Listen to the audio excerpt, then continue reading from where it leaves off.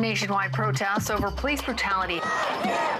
Over the last 10 years, sea levels have risen at an alarming rate. Western wildfires about the size of New Jersey. Devastating unemployment nationwide. Have I done a good job? 2,777 COVID deaths. Have I done a good job? With faith in America and in each other, let us be the nation that we know we can be.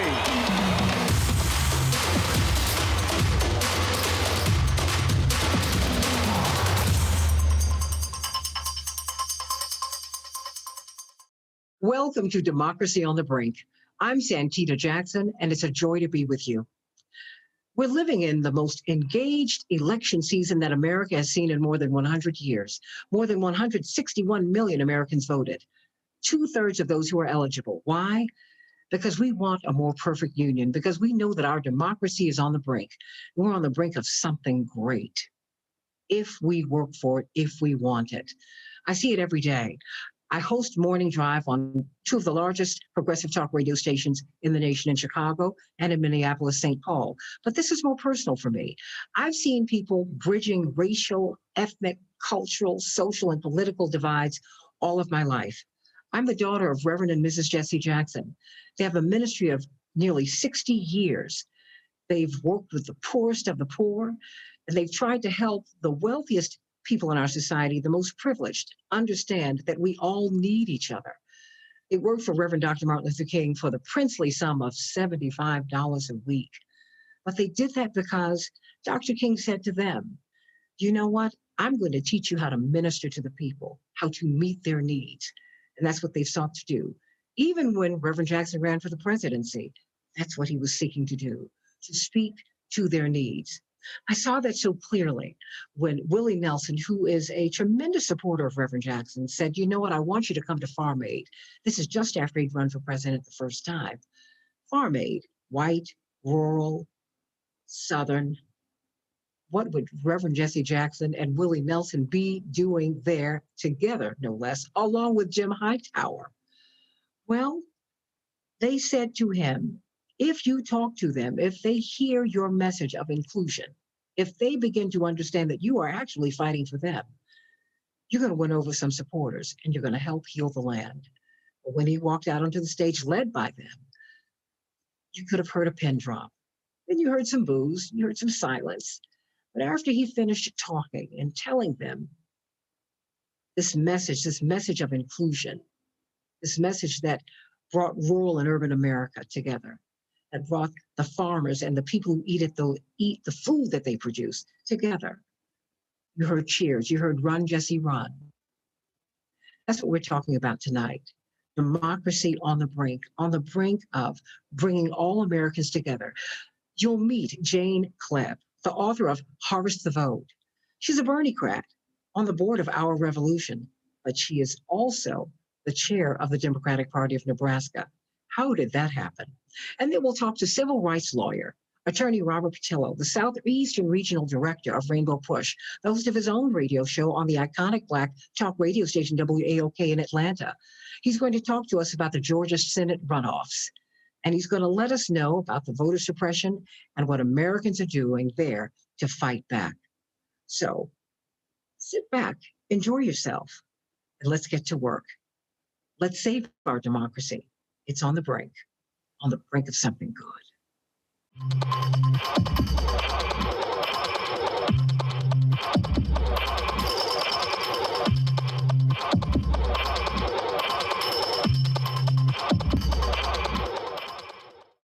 I'd like to welcome Jane Clement to the show. Jane Clement is the chair of the Nebraska Democratic Party. How are you, Jane?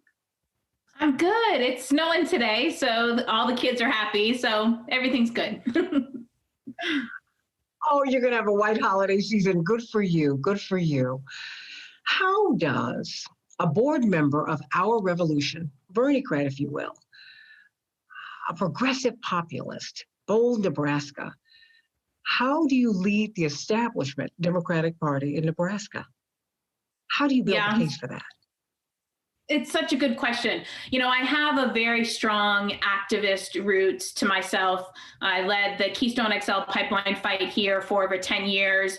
But doing that, I didn't just do it from a climate perspective, which would be the traditional kind of progressive way to attack a fossil fuel project. I really built an unlikely alliance of farmers, ranchers, tribal nations, and climate advocates, all coming to the table to protect their land and water. I really took a page, honestly, out of your dad's playbook and the coalition that he built, the Rainbow Coalition, when he ran for president. And I believe that our institutions are critical to the people movements and the change that we want to see in our politics and in our government. So I think more state party chairs should actually have activist backgrounds, because when you do that, you really bring the people into the institution that you're trying to reform, and you bring the people into the work that you're trying to do every single day. Absolutely. I mean, you're an activist, you're an organizer, and that's a piece that we're missing today. You have a lot of people who march, and I think that's important. But people need to organize. You need to be engaged with people. And in order to be engaged with people, you need to like people. And you need to work with them and get across whatever preconceived notions we have about people. It seems to me that there is, we're not divided as much as we are disconnected from each other. And you have made the effort to pull together rural America, urban America, and everything in between and outside of that. How have you done that? What do we have in common? Rural America, urban America. There's so many fundamental issues when you talk about what families need and want in rural America and what families need and want in urban America. Some of those issues are obvious: healthcare, access to public education, making sure that our public schools are fully funded.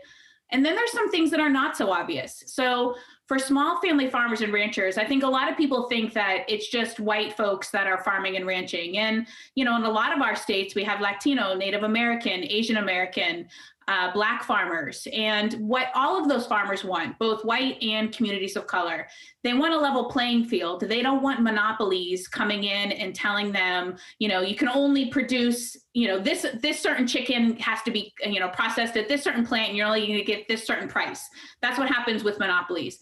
In our urban communities, they don't want big corporations coming and telling them what to do in their communities either. You see this often when, somebody wants to come in, build a huge football stadium in a Black community and take their land through eminent domain so a big corporation can profit. And so that when you start talking about economic issues that have real immediate impact that people can really get their hands around, you start to tear down a lot of these walls that we have built up. Both rural people have built up stereotypes on urban people, and urban have built up on rural.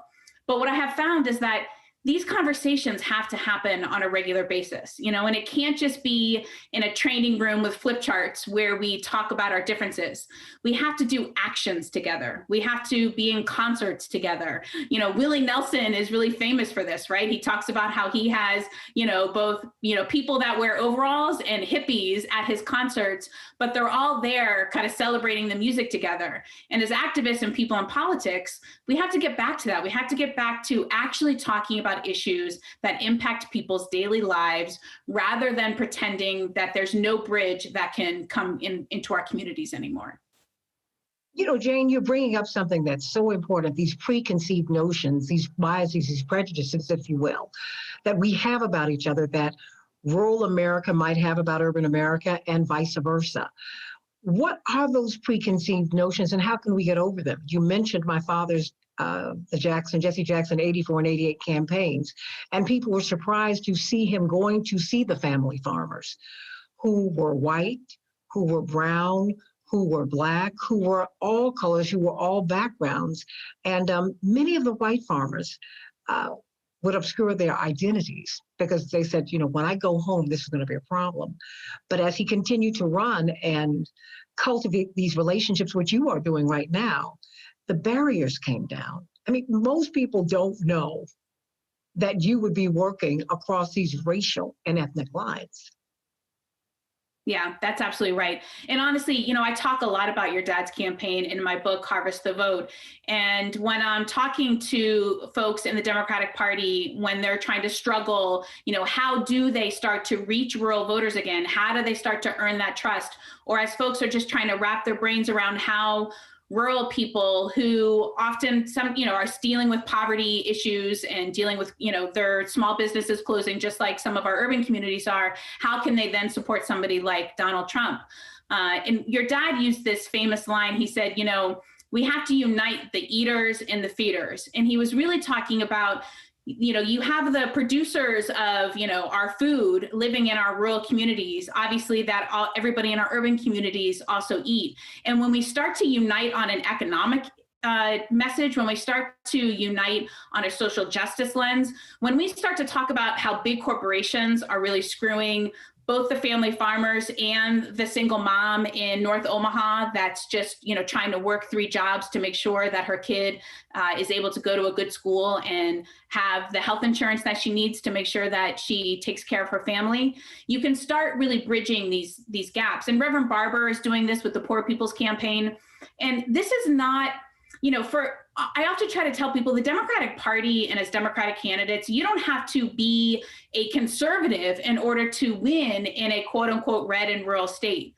What you have to be is authentic, and you have to be honest, and you have to let people know where there are differences. There are cultural differences around guns. In rural communities, we see guns as tradition, as in hunting, and often in urban communities, it's really a sign of violence and community hurt and a lot of pain that has been inflicted on communities. And so we have to be honest that there are differences, but we also have to be honest that the Republicans and big corporations want to keep us wedged against each other. They want to see us continuing to see each other as the other, because they know that there's so much more that unites us economically than these big corporations want us to believe.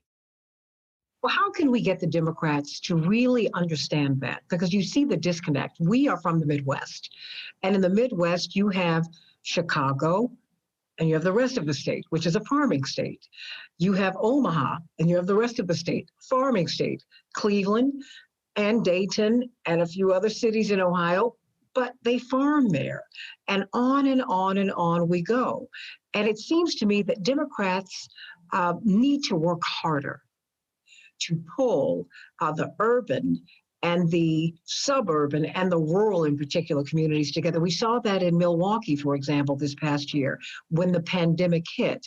You saw the broken food supply chain. You saw so many farmers who had to destroy their crops because they couldn't get them to the urban centers or even the suburban centers.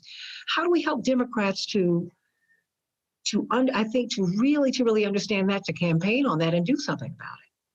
One of the things is actually structural. So we have a problem with the Democratic Party that a lot of our national leadership, who I love dearly, comes mostly from coastal states.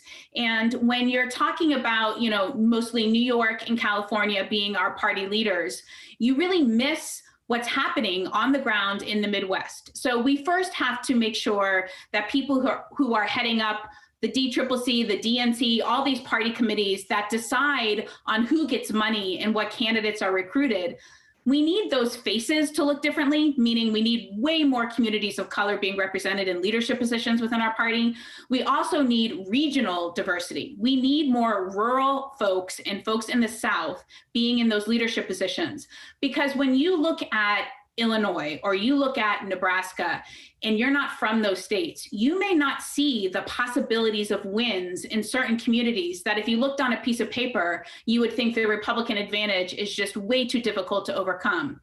But those of us that live in kind of red and rural states or states that have kind of urban centers and then a lot of rural, we know where there's possibilities of wins. We know, for example, that the Latino community is growing really strong in Grand Island and Hastings, and that if state parties had the actual resources to invest in outreach, constant outreach, and earning the trust again with those voters, that we could win elections. So for me, it's 2 basic things. It's making sure that our leadership is more regional and community of color diverse of party leadership. So when we're in the room making those decisions, there's better and more diverse voices. And it's also making sure that state parties actually have the money to run operations year long, so voters don't feel like we're just coming to them for a vote in a transaction, but that we actually have their backs. Indeed, because a Bernie Sanders, a Jim Hightower, a Fannie Lou Hamer, they are not urban people, so to speak. They are bringing another perspective, and yet they have broad reach. They reach all the way across America, and they touch all of us. Harvest the vote. How can Democrats win in rural America? I mean, how and why would you write that book now in the most contentious political season we've seen in more than 100 years? I mean, 2/3 of eligible Americans voted in 2020. I mean, everybody's excited. And then you said, wait a minute, you've got to harvest, you've got to plant the seeds, you've got to till the soil, you've got to get out here and meet the people, talk to them. Pardon the farming metaphor, but I thought about that, and I'm a PK, you know that. I'm a preacher's kid, so I believe in really and growing relationships. What about harvesting the vote? And how can we bridge this divide between rural and urban America? You're doing it. You're doing it. How do we do it in the rest of America? We have to show up to communities when they're hurting. And, you know, I just bring up your dad one more time, because he showed up to rural communities when their family farms were going bankrupt and nobody was getting on a tractor and literally putting a megaphone up to people who were struggling, who were committing suicide at high rates, whose land was being taken by big banks because the interest rates and when the farm crisis happened were just too unbearable for these small family farms to actually continue to keep up with. So we have to show up to communities when they're hurting. We also have to make sure that we're going to communities for solutions. Too often when I was reading books about rural America, it was books like The Hillbilly Elegy, which talk about all of the sadness and addiction and pain in our rural communities, which that exists, and it exists in our urban communities as well.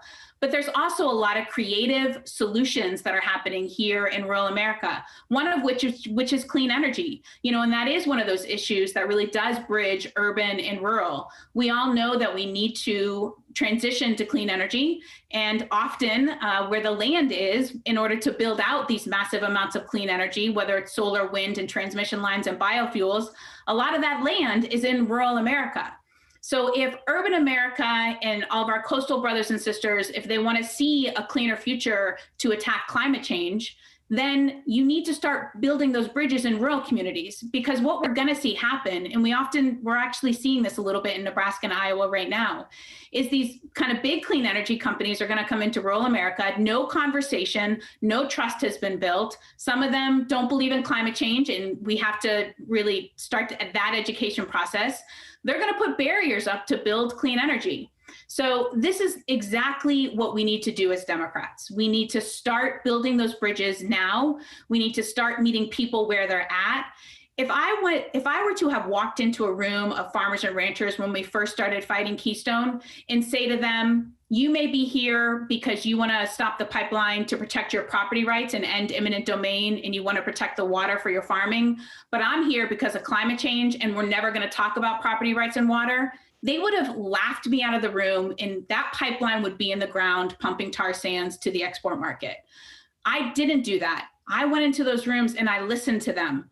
I really heard and absorbed why they were fighting the pipeline and made sure that their voices were the ones that were championed and echoed in press releases and events.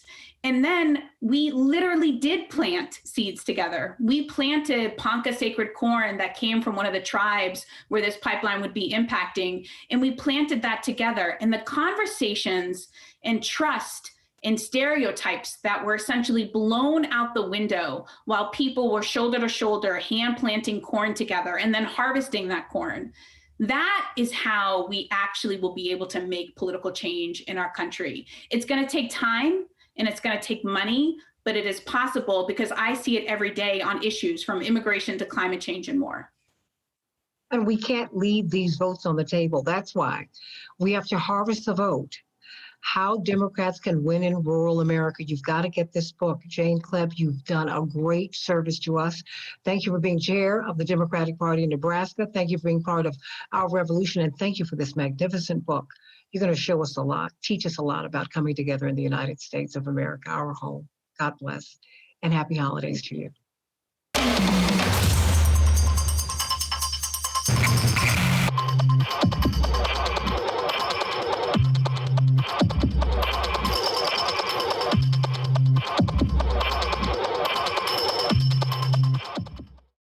Well, Donald Trump continues to push baseless claims around election fraud, but groups like the Rainbow Push Coalition and other voting rights advocates are saying the real story is voter suppression. And in fact, your organization is one of the plaintiffs in a lawsuit around the purging of 200,000 voters in Georgia. Take us through that and also the history, because this predates the 2020 election. Voter fraud, in large part, the way that the president is articulating it, does not exist. They have not explained exactly what their justification is, or even the explanation of what the voter fraud will be. At first, they said it was the absentee ballots were being corrupted. Then they said there was the Dominion voting machines. Now they're saying there's the Secretary of State's efforts and the lack of signature verification. So it's a very moving target when they're talking about voter fraud.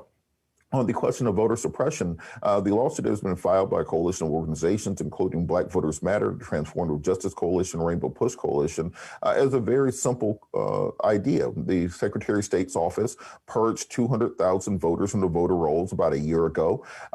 In September, information was discovered by the ACLU that they used an incorrect third-party vendor to select those names in order to determine who will be purged from the rolls, meaning the people who were purged had not moved or changed addresses or moved out of state or anything along those lines.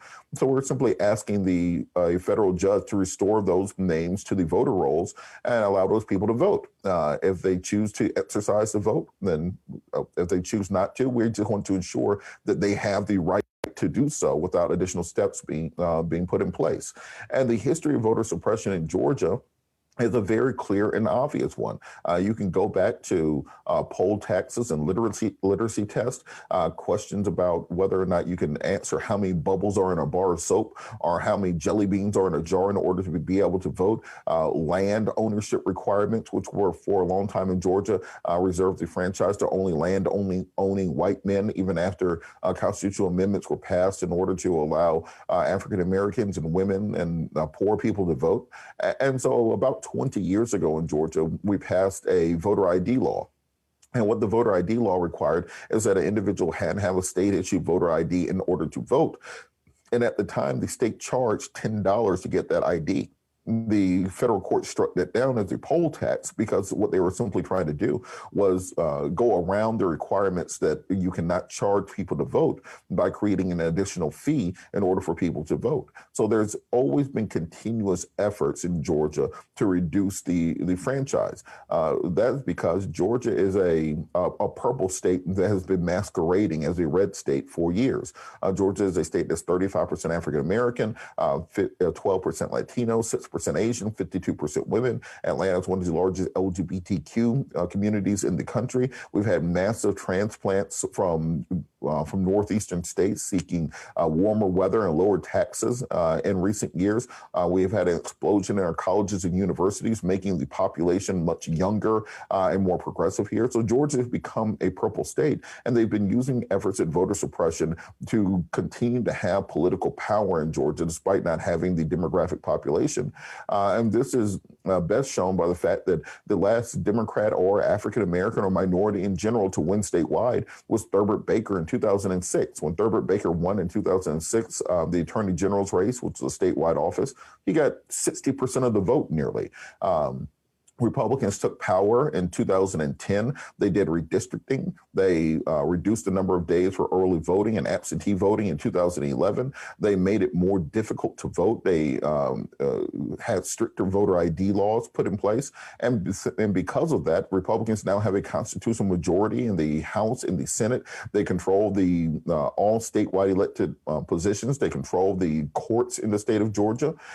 Despite all the population and demographic issues going going against them. So I think Georgia, if you study, is a clear case of how voter suppression can work and how you can control a state politically, despite not having the population advantage, not having the demographic advantage, not winning the ideological argument, but figuring out how to work the rules to get around that. Well, I know that your lawsuit is seeking to reinstate those voters who were purged from the rolls ahead of the Senate runoff elections. Now, early voting has in fact begun in that election. What other concerns do you have there? I know we've already seen some polling places being closed. Misinformation still abounds. Do you have specific concerns about the Senate runoff elections? Well, one thing that we saw this week is that we had a record voter turnout for the first day of early voting this week. There's been nearly $500 million spent in the state on the behalf of the 4 campaigns and also the outside groups that are involved. But the concerns are very real. There's been an effort to get rid of voting absentee ballot drop boxes throughout the state, which are a new concept, a new thing this election cycle, where you can order your absentee ballot, and because people have questions about the integrity of our mail system. If you remember before the general election, there were questions about slowing down of mail service to try to slow down ballots.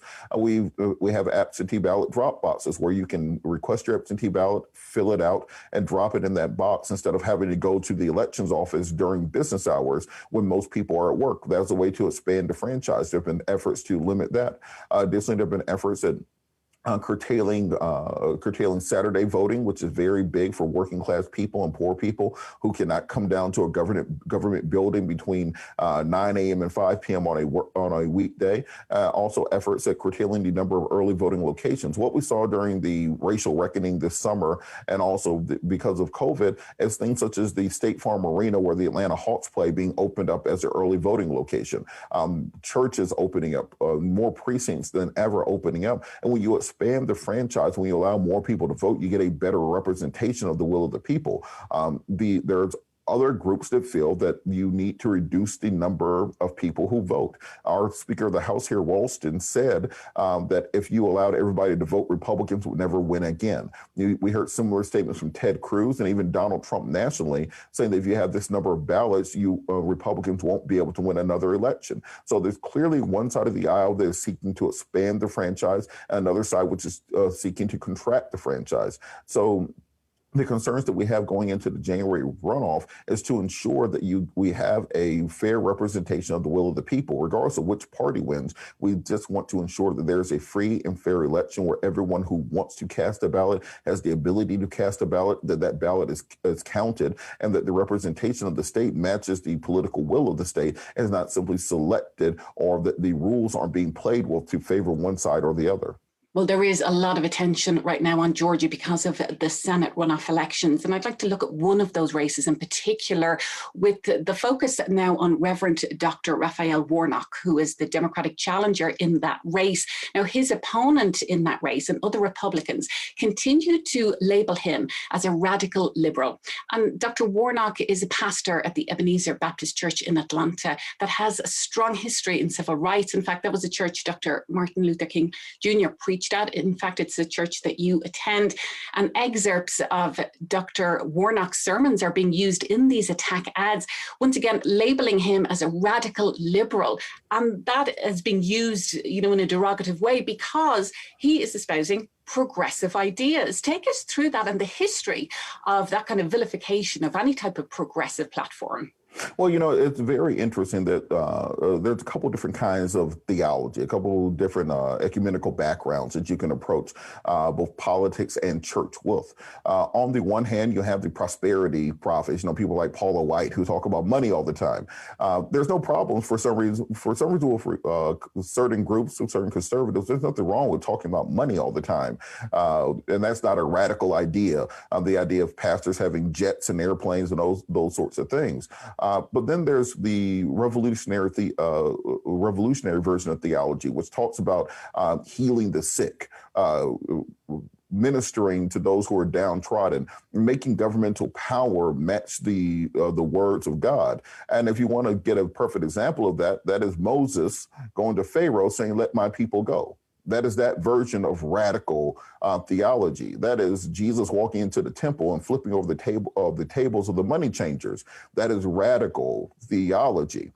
So when Pastor Warnock preaches, he is preaching in the traditions of people like Jesus Christ, people like Moses, people like Martin Luther, nailing his treatises to the door of the church or the Protestant Reformation. In the traditions of people like Martin Luther King and the Southern Christian Leadership Council and much of the Civil Rights Movement, that is the version of Christianity that he is preaching for. And for Kelly Loeffler to attack that, it's not an attack on Raphael Warnock. It's an attack on Christianity. It's an attack on the body of Christ. It's particularly an attack on the Black church, because we've seen Amy Cody Barrett during her confirmation hearings. They made it very clear that it was off limits to attack her Catholic faith. And I thought that was a proper standard to have. We don't attack Pat Roberts. We don't attack Jerry Falwell for the things that they say. We don't attack many religious leaders because we understand that your religious tradition is divergent from your public policy. It can influence it, but it should not be something to be attacked. Kelly Loeffler does not believe in those things. She believes that it's completely fine to attack someone's faith, to attack biblical verses, to call a Baptist minister a liar during the debate. Instead of referring to him as Reverend Dr. Raphael Warnock, the honorifics that he has achieved and earned, she only referred to him as radical liberal. That is a way of showing dominance, of showing disrespect to him, because she has no level of respect to him, because she is a privileged woman who has $500 million. And instead of explaining to the people of Georgia where the $500 million came from, what her particular educational background is, what her career background is, what her plans are for the state, she's decided to simply run a campaign based on attacking the Black church, attacking Black ministers, and taking words out of context instead of diving into what her actual ecumenical traditions are. And she had one commercial where she said she's more conservative than Attila the Hun, the genocidal maniac who killed millions throughout the Asian steppe. So I don't think this is an effective strategy, and more so, I think that it rubs people, particularly in the South and in the Bible Belt, very raw to see someone attacking sermons, using sermons as attack ads and commercials, because you have nothing else to run on. So as far as the Loeffler campaign goes, I think that in the final weeks of the campaign, they should use some efforts at building a biography out, instead of simply saying you're the most pro-Trump candidate, which she has said, say how you're going to be the most pro-Georgian candidate, how you're going to be the most pro-American candidate. And I think Pastor Warnock has done a great job of articulating a positive message, which really is running on facts and running on ideas and concepts which many people in the religious and in the Christian community believe in. Well, this idea that is put forward, not just by Republicans, but even mainstream Democrats, that you cannot talk about progressive ideas and you cannot run progressive candidates in mainstream elections. There was some leaked audio from a meeting that Joe Biden was in with some civil rights leaders a few days ago. And he almost said, tone down the language, particularly when it comes to defund the police. He says, this is an issue I'll deal with, but let's not talk about it in those terms. Obviously, I'm paraphrasing. But what are your thoughts on that? That even, the mainstream Democrats want to run in a moderate way and are always saying that these progressive candidates won't win, when of course there's a track record exactly the opposite, where they do win. Well, the good thing about being a nonpartisan group, about being activist, is that you don't work for any party. Nobody controls you. No one tells you what to do. And because of that, you can run on the agenda items that you believe in. And once the election is over, I believe that everyone will go celebrate. You'll be very happy for whoever wins, and then you'll go back to doing the work. Understand the things that that the mainstream media says are radical or liberal or progressive. Those are things that 60, 70, 80% of the American people support. I don't think that healthcare is radical. I don't think that housing is radical. I don't think that feeding children and clothing the poor, I don't think those are radical ideas. And I think that as long as we are afraid of those and scared to talk about them in a frank and honest way, you continue to get political stagnation. Conservatives do not worry about being too radical. When they're talking about $1.5 trillion in tax cuts for the rich, that's radical to me. But they're not described as being radical. When we're talking about a $750 billion military budget. That seems pretty radical to me when you're spending more than the next 20 nations on Earth combined as part of your policy position. So that seems radical to me. So instead of being afraid of the label of being a radical, run on those positions and explain to all the American people how that benefits them and how we can ensure that we have public policy that really helps the American people and not simply the precious few at the top. Well, Robert Patillo, just in the last moment that we're a very divided nation right now. More than 75 million votes for Donald Trump. Those voters aren't going anywhere after Inauguration Day. How do we move forward in the face of those divisions? We have to talk to those voters instead of demonizing them. We have to find out what was it that motivated them to vote for a game show host to run the country.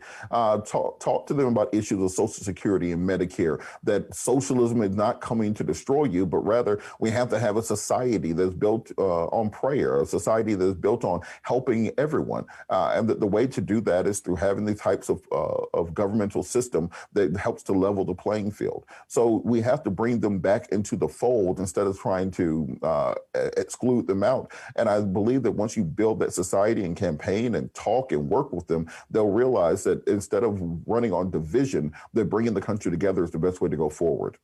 Well, Robert Patillo, thank you so much for being with us today. Thank you.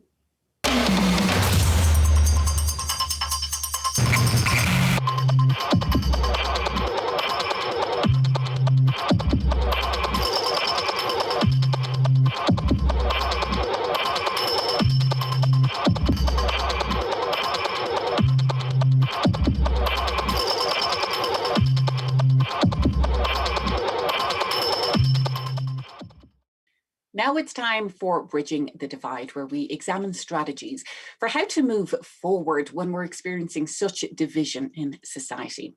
Our guest today is Rich Harwood, who is the president and founder of the Harwood Institute. That's a nonprofit that's dedicated to building community and affecting positive change. It's good to have you with us, Rich. It's so good to be with you, Maeve. Thanks for having me. You've been doing this work for a really long time, but have you ever seen the situation that we're living through right now? We have the political divisions, but also we're dealing with so many crises, the systemic racism, the public health crisis, the climate crisis, and the economic inequality. Have you ever seen such a time? Have you ever experienced that with the division that we're seeing layered on top of all of that as well? Well, certainly we've had other times in American history that have been incredibly divisive and tumultuous. The founding of this nation, the Civil War, the Great Depression, the Civil Rights Movement in 1968, the 60s. But in my lifetime at least, as an adult, I don't know of any other period that has been like this. As you mentioned, we have these different crises that we're experiencing, not just one at a time, but simultaneously, that are wreaking havoc on our nation and on our people. At the same time, beyond that, they have laid bare starkly and profoundly these disparities and inequities and challenges that we face in our society. And I think they've put in front of us these challenges in a way where we can no longer, as we have in recent decades, turned away from these disparities and inequities, where we have turned our backs on them, where sometimes we have even pretended they don't exist, and these things have, for many people, have been simmering below the surface. And for many more people, they've been experiencing them each and every day in their lives. And then for some people, as you know, Maeve, for some Americans, these challenges have existed since before the founding of our nation. Systemic racism and social injustice is one of the original sins of our country. And no longer can we turn away from it. We have to confront it. We have to deal with it. And we have to do it now. We almost need a new language in how we communicate, because everybody is so upset with the terminology that's being used right now. I mean, what are your thoughts on that? Just the fundamental way of how we're communicating. Yeah, I think fundamentally the fundamental task we face in our country, some people say, let's go back to normal, right? If we could only go back to normal and sort of put everything back where it was before these crises hit back in March and before, then we'll be okay.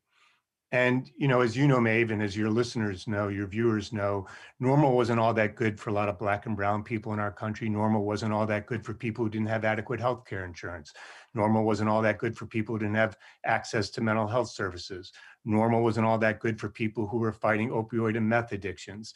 Normal wasn't all that good for people who face food insecurity, and on the list goes. So the answer to your question is, I think the fundamental task we face today is not to go back to normal. It's whether or not we can step forward and reimagine and recreate who we are in our lives, in our communities, and thus the nation itself. And as part of that, we need to co-create a new language for how we're going to talk about the challenges that we face today, like systemic racism and social injustice, and how we're going to try to resolve some of these issues and move forward together as a people and as a nation.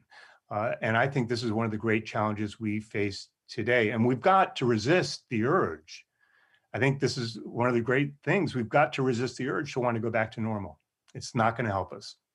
It does seem that we're dealing with many layers of this, from the very highest office in the land, sowing seeds of division, but also communities, neighbours not speaking to neighbours, family members who are falling out about different political ideologies or various different issues that we're talking about right now. And so take us through the different layers and where you see real change actually happening. Well, look, here's where the good news fits in, right? So if we want to just look at Washington, D.C. and expect that the change that we need is going to come from our nation's capital, what I would say to people, you're going to be holding your breath for a very long time. Let's hope for the best.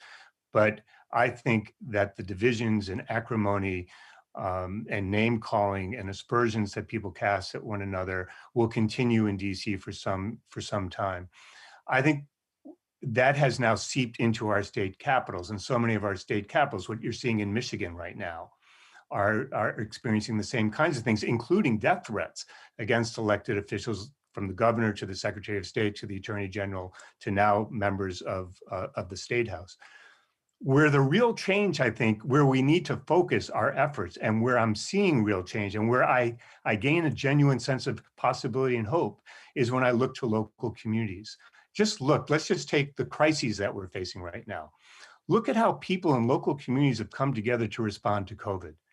How people have formed social networks to ensure that folks who are shut in their homes are getting phone calls every day, or getting food every day, or getting their prescriptions from the local pharmacy. Look at how people have come together to make sure that kids who are learning remotely have networks that are supporting them. And if they don't have access to internet, we're creating hotspots. And if they don't have access to laptops, we're providing laptops. Look at all the innovation, really, that's taking place in our local communities right now in response to COVID. Look at all the work that's being done on systemic racism and social injustice. I'm working in Jackson, Mississippi right now, what is deemed one of the most divided, polarized communities in all of America. And what I'm seeing is people coming together across lines of race, of geography, of religion and faith denominations. And they're working on issues of race and of economic inequalities and disparities, and they're beginning to make progress. So I'm really hopeful that we can make this happen. It means, though, that we're going to have to, last point on this, it means that we're going to have to step forward as Americans in our local communities. It means that those who are ready to step forward are going to have to engage differently. It means that we're going to have to be willing to hear each other's, not only where we want to go, but even before that, the pain and the sorrow that so many Americans, particularly Black and brown Americans, have felt over their lives and now are having a chance to express publicly, the rage that some people feel. And we're going to have to stand in these spaces together and work through this and find a language, as you asked before, about how we can come to talk about these things together, and then co-create pathways forward that not only solve problems, but I think may, as importantly right now, that restore our sense of belief in ourselves and in one another, that we can come together and get things done again. And so how does that happen? When you go into a community, first of all, who invites you in? Like, what are the key stakeholders that tend to lead the way forward when they identify issues in a community and want the healing to begin? How does that begin? And how can communities start to do this themselves? Yeah, it's interesting for us at the Institute, it changes from community to community. It can be a local foundation. In Butte County, California right now with the Paradise, the campfire occurred, and there's people who've been displaced and there's a homeless issue. It's a coalition of people who have come together and asked us to potentially work with them. In Selma, Alabama, I just got a call from a local pastor who's also a leader in other areas in the community who has said, we have tried so many different things. We know we need to take a different path. Will you help us think about how we can do that? And so from community to community, it varies. The lesson I take, to the second part of your question, the lesson I take from the Institute's own work is that we're not consultants. We don't do the work. The people who are doing the work in the communities where we're working are the folks who live in those communities. They're the ones who are stepping forward. They're the ones who are exercising courage and humility and a sense of bravery. And so the hope that this gives me is that, sure, you can use the Institute's work, but there are lots of different ways to do this. And what it demonstrates is that where there is a will, where there is a sense of courage, where people are willing to start small enough to just demonstrate that change is possible, that change can happen and we can get on a better trajectory. And we can, as I was saying before, we can reimagine and recreate who we are and what our communities are going to look like and how we're going to work together.